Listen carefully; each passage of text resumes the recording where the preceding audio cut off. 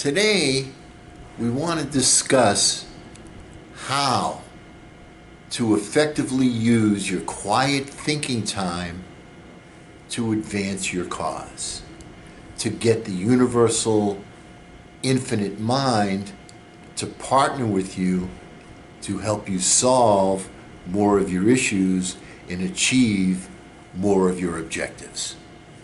Hello again, everybody. Eli's dad here with Project Eli, where we educate, lead, and inspire. Today, our focus is going to be on how to use your quiet thinking time. Last time we got together, we talked about the why. I'm studying things that are preventing people from achieving the success that they desire and deserve, okay? The first step was thinking about why, okay? Because their mindset isn't right. They didn't believe that they were worthy, and they didn't believe that it was okay to receive. That was what we discussed in our last video. This time we're going to talk about the how. So please join Eli and me as we discuss how to advance your cause by enlisting the aid of the universal partner. You know, Eli, the first thing we always talk about is having a vision.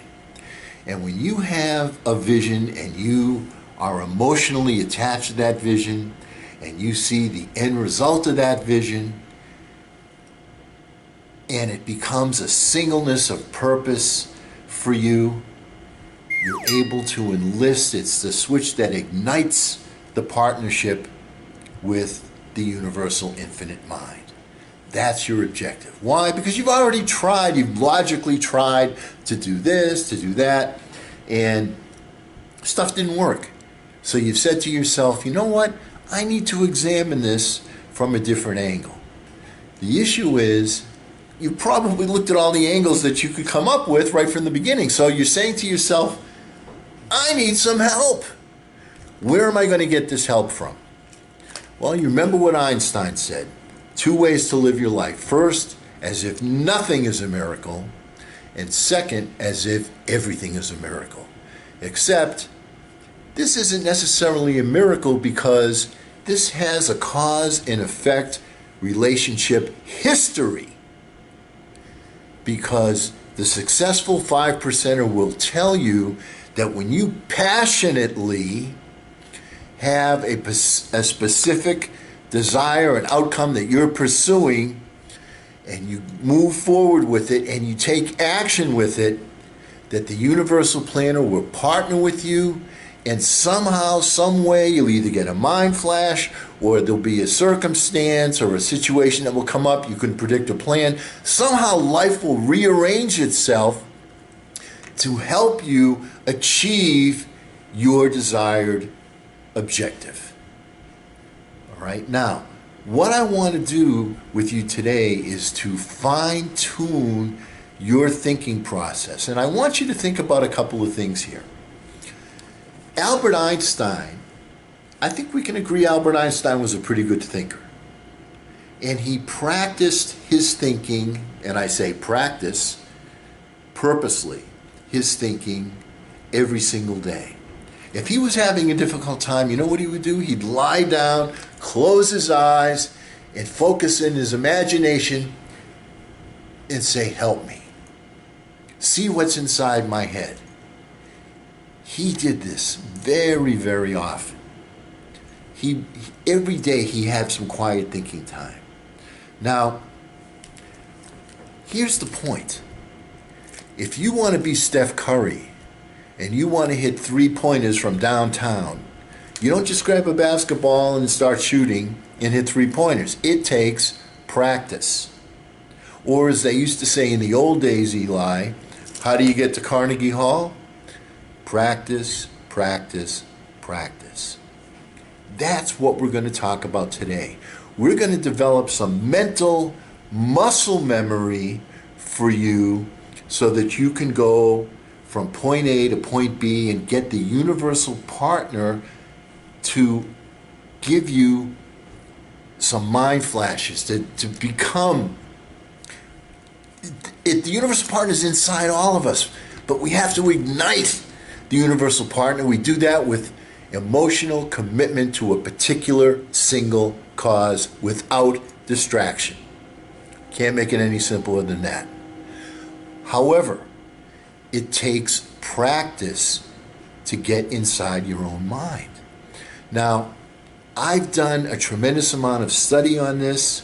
I have done a tremendous amount of empirical observation on this, and I'm going to give you sort of a combination of what I found with the research that I've done. I've spent hours on this, more than hours on this, all right? And the number one contributor for my help was before even Napoleon Hill wrote his book.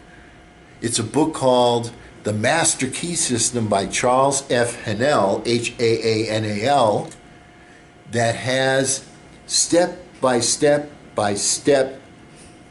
method to inspire the universal mind to partner with you. So I'm going to go over that with you right now. So bear with me. I want to get everything very, very specific. Now, here's something that you need to keep in mind. If you want to be a great achiever, it's essential that you get the universal partner to work with you. Do you have the wherewithal to get that done? Are you motivated to get that done? Are you ready to walk the walk and not just talk the talk? This is going to take effort. This is going to take practice. Steph Curry doesn't go into the gym, shoot 2 shots and say, okay, I'm Steph Curry.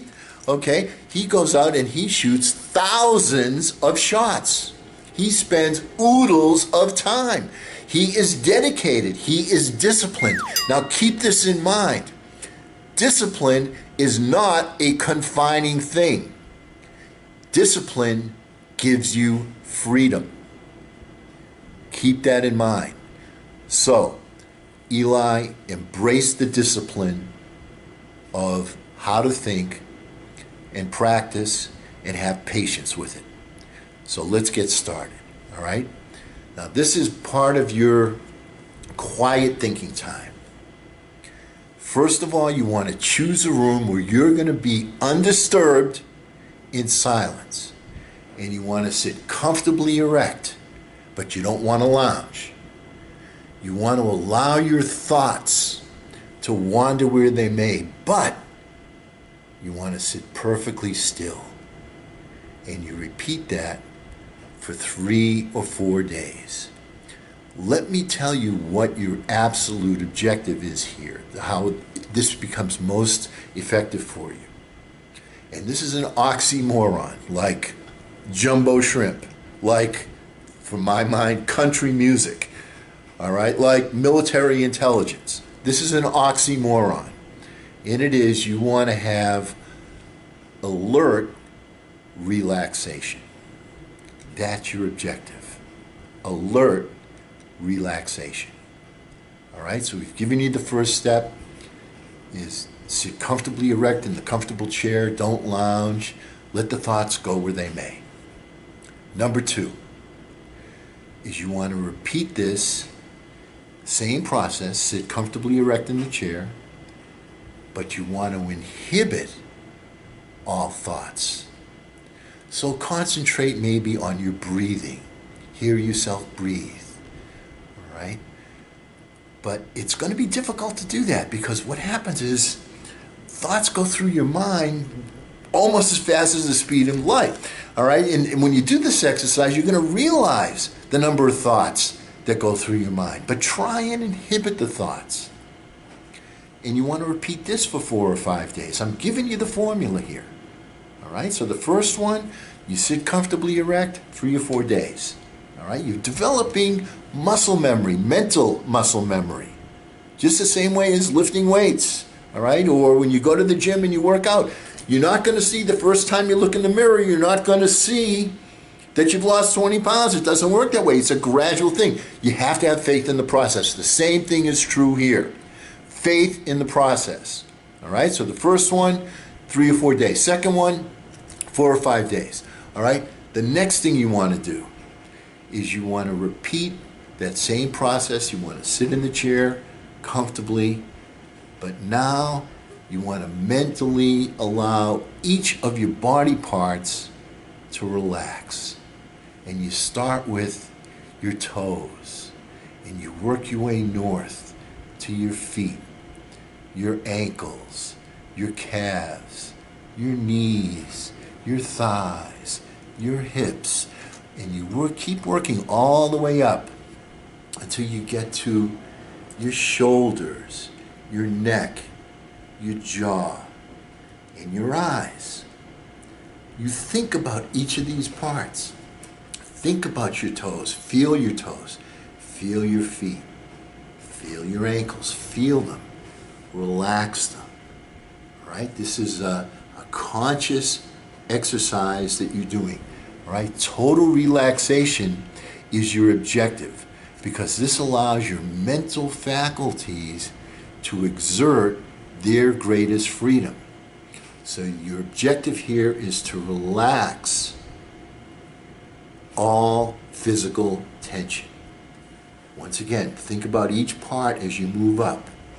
Spend a couple of minutes doing that until your body is completely relaxed. And you want to do this for about 4 or 5 days. Right? Next, you do the same thing, relieving all physical tension. Then, mentally, let go of all adverse conditions that you may have. And we're human beings, we have them. I'm talking about hatred, I'm talking about anger, I'm talking about worry, jealousy, envy, sorrow, trouble of any kind of disappointment. Now you're going to find that difficult to do because once again, you get thoughts going through, but that's why that's why one of the steps is to inhibit all thought.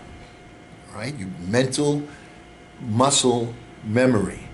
It takes practice. It takes concentration. It's difficult, but you need to have your intellect overpower your emotions. Now, the length of time that it's going to take to achieve the dismissal elimination of all negative thoughts, that's going to vary from person to person. All right? So you're relieving all your mental tension. All right? Now, first remember the physical tension, the body parts. Then, now you're relieving all mental tension. And you're going to know when this is done. It's going to take some time. It's going to take some dedication. But relieve that mental tension.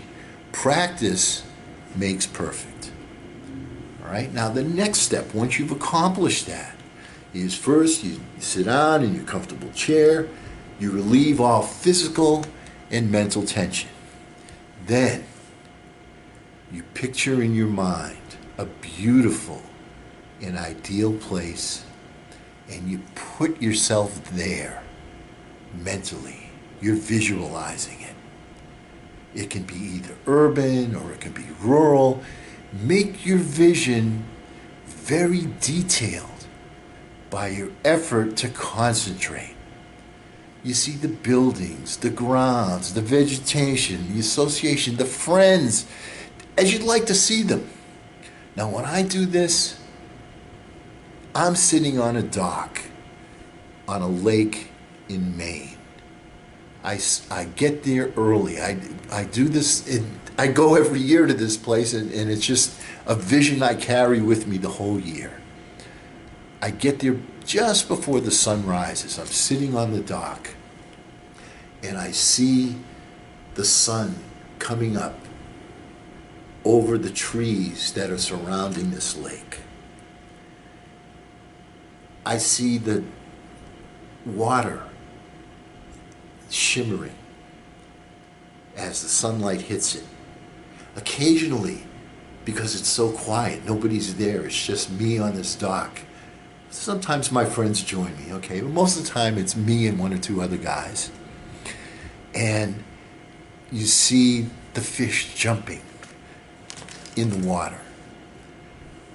you can feel the subtle breezes of the lake, and you hear the friendly voices of your friends and the sounds of the birds. There are loons that inhabit the lake, and you can hear them talking to each other early in the morning. You see the shore, the lake, the multitudes of trees that surround it. But the strongest vision that you have, that I have, is the mirror-like aspect of the lake. When you look at the lake, the sun's coming up, you can see the sun come in, you can see the trees. It's like a mirror. And it's my favorite spot, so it's a pleasure for me to recreate this in my mind. And I do, and so you want to do this for at least a week, and you want to get that vision planted. All right. Now the next thing that you want to do is you want to visualize. You get relieve off physical and mental tension. Okay, that's going to be the beginning all the time. Now, once you've accomplished that, you get in your chair. You don't lounge. You sit erect. Remember, alert relaxation. That's our objective. All right? You visualize yourself talking to a close friend or to a relative, and you swap stories with them. You engage in friendly conversation. You pay particular notice to their changing facial expressions and the variations of their tone and their laughter. Eli, I talk to my friend Bobby Sherman a lot. I talk to your grandfather a lot. These are people that are not living. And I have conversations with them, and I know what they're going to say, and I hear them laughing. And it's just, and you embrace that. And you also talk to people that you know. All right? You look into their eyes. It's a tremendous thing to do. You laugh with them. You enjoy the time. All right? Now, when you're having success here with this visualization, that's a good measurement of the progress that you're making. All right? So spend some time with your friends and see their facial expressions, hear the different tonality of their conversation, let them tell jokes, hear them laugh, you laugh with them. All right? Next step is you want to repeat, as we always do, relieving all physical and mental tension.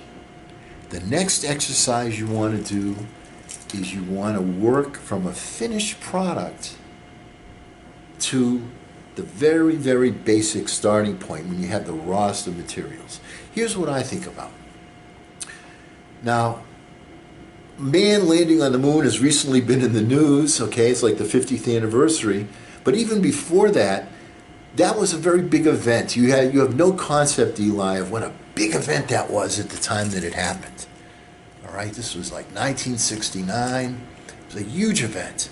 Everybody that was alive then remembers where they were, what they were doing at that particular time of their life.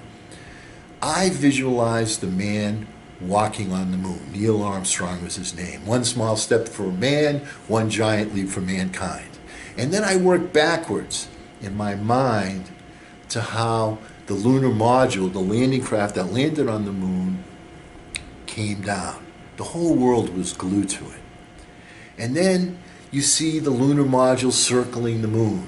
They showed all that, all right, circling the moon. Then you see the lunar module separating from the spacecraft, all right? It separates out. Then you see the spacecraft traveling through space on its way to the moon. That took 3 or 4 days. Then you see the launch, you see the stages of how it separates. All right, you have the launch, and then it has a separation. Then you see the launch itself. 10, 9, 8. It was intense. Then from there, I visualize the rocket being moved from where they assemble it at Cape Canaveral to the launch pad. Then you see them putting together each individual piece. They bring in the screws, the pieces, the materials, piecing together the rocket. And then from there, the trucks that bring the screws, that gathering the steel, the screws, the trucks, assembly plant. The value of this is to get you to look below the surface and not just see the finished product.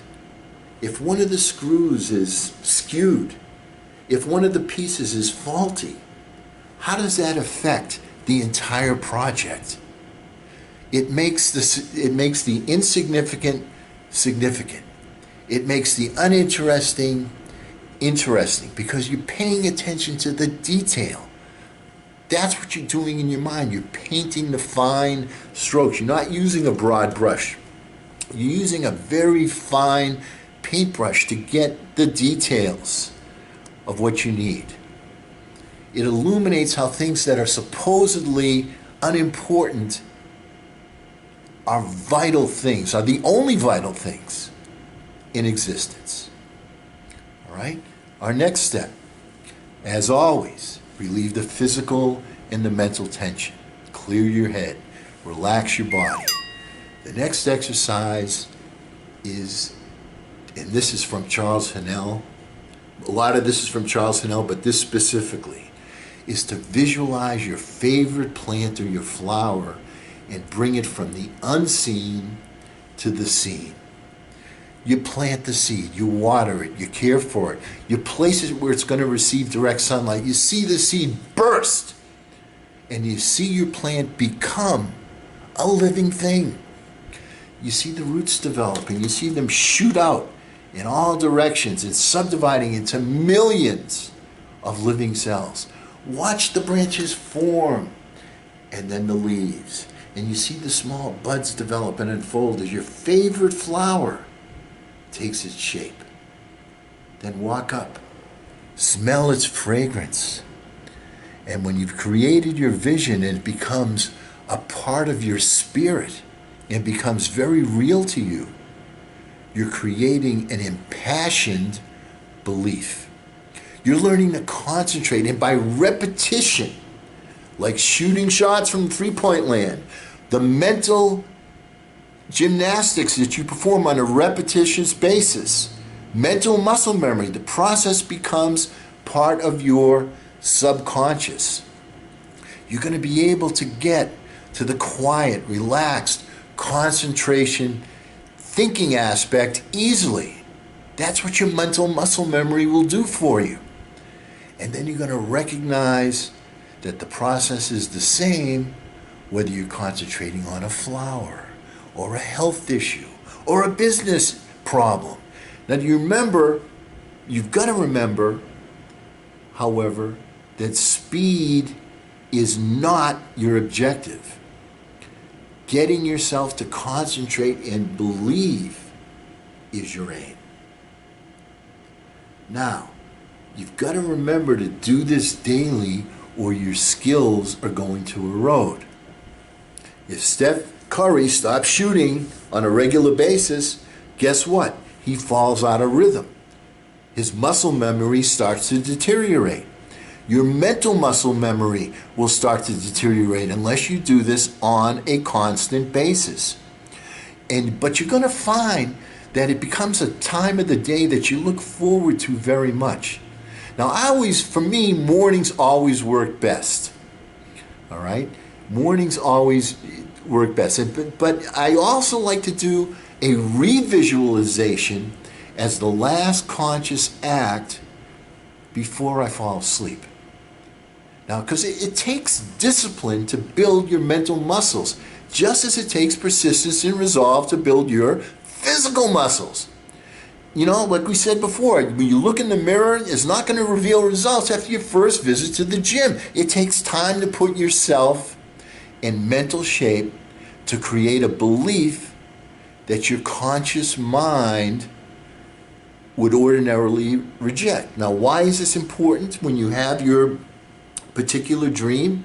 Because the conscious mind is the gatekeeper to the subconscious mind. And you have to get past the gatekeeper, the conscious mind, to get to the subconscious mind. Why do you want to get to the subconscious mind? Because that is the pathway that leads to the infinite mind. the subconscious mind leads to the infinite mind. So it's essential that you get past the gatekeeper. Now, understand this. It doesn't take much for the conscious mind to say, nope, can't go. Sorry, you can't see the boss. Not going to let you.